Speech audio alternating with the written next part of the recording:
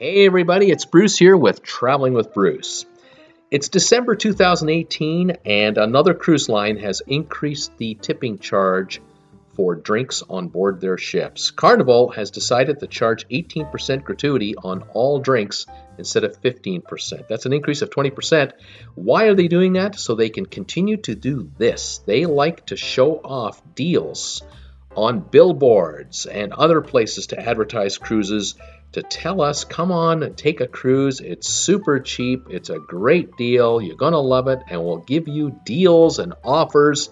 But what they don't tell you is the other charges you're going to have to pay. That's why they have a little asterisk behind the price, because there are other fees involved. Back in the day in the 70s when cruise ships looked like this, it was much more expensive to take a cruise. But then again, it was all inclusive.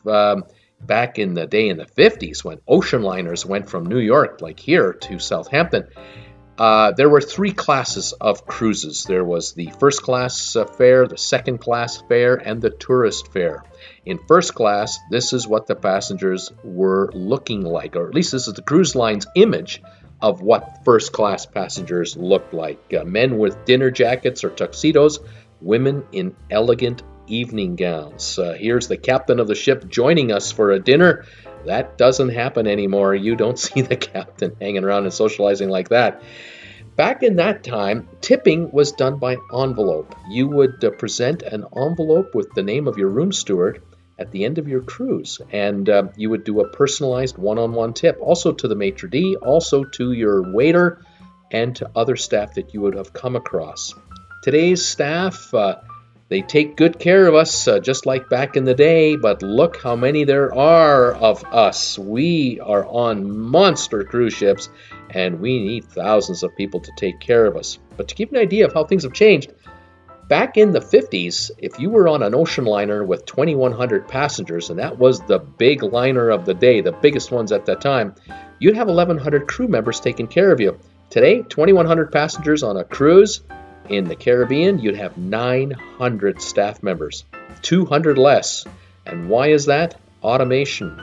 We're talking about dishwasher systems. We're talking about laundry systems. And we're talking about engineering staff. We just don't need as many people to handle 2,100 passengers anymore.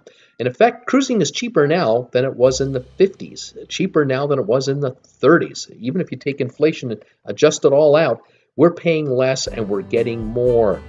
But when a tip charge is increased, it creates all kinds of controversy because tourists and travelers think that they're getting taken for a ride. In reality, the staff on these cruise ships are paid in a great extent by tipping. The tips are pooled and split amongst the various departments on the ship. And in today's world, cruise will work for a cruise line for 10 to 20 years at a time. They don't have any illusions of finding a higher paying job back home from where they're coming from. Cruise lines today go round trip, Miami to Miami, where in the old days it was New York to Southampton, stay in New York for a few months, then come back. Today we're on a 7-day trip and it's all over. We're coming back home to Miami and flying from there. It's a different world, but I think we're getting a better value. Please join me Monday to Friday, 5 o'clock Eastern Time, Saturdays at 2 Eastern. We talk cruise ships 6 days a week, and tipping is a big part of the show. Subscribe today, and we'll see you soon. Bye for now.